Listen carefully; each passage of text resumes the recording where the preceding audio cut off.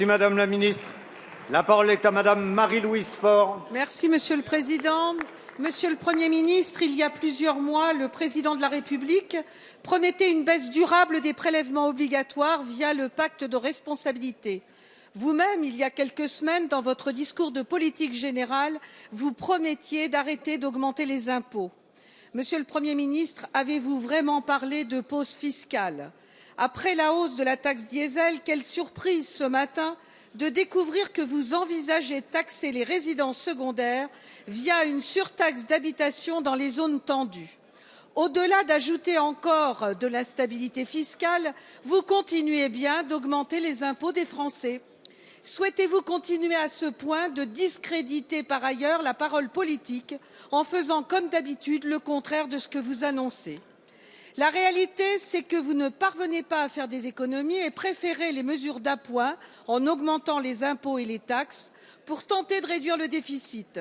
Et cette politique nous conduit dans le mur. La Commission européenne annonce ce matin que le déficit de la France sera le plus gros de la zone euro à 4,7% en 2016. La réalité, c'est qu'en taxant les résidences secondaires, vous confirmez votre incapacité à mener de réelles réformes de structure. Et tant que vous ne ferez pas de réformes structurelles, il n'y aura pas de rétablissement durable de nos comptes publics. Et vous pourrez faire tous les arrangements que vous voulez avec Bruxelles, avec votre politique, les Français continueront de payer encore plus d'impôts. Cette nouvelle taxe serait-elle destinée à apporter un nouveau coup au marché de l'immobilier ou à masquer à bon compte et sur le dos des contribuables la perte des dotations de l'État en direction des collectivités locales? Enfin, Monsieur le Premier ministre, après la taxation des résidences secondaires, quelle va être votre prochaine cible? Merci. La parole est à Monsieur Christian Eckert, secrétaire d'État chargé du budget. Oui, merci Monsieur le Président. Madame la députée Marie-Louise Faure, que vous propose le gouvernement? Le gouvernement vous propose de réfléchir à une mesure ciblée, une mesure réservée aux zones tendues et que chaque conseil municipal dispose de la faculté d'accepter ou de refuser d'instaurer une majoration de la taxe d'habitation pour des résidences secondaires qui ne sont pas toujours occupées et pour répondre à une situation que vous connaissez bien. S'il vous plaît. À Paris, par exemple, il y a 175 000 résidences secondaires et il y a 170 000 demandes de logement.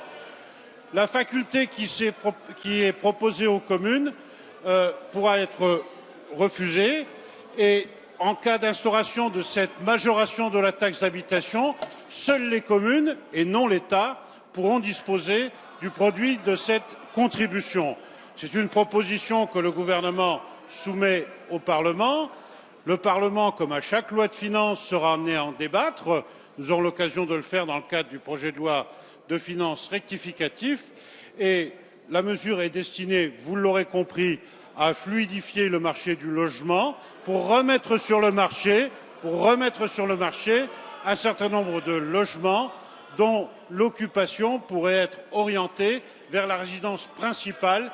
Tel est le souci et l'objectif du gouvernement et c'est le Parlement qui décidera de retenir ou pas cette faculté donnée aux communes. Merci, Monsieur.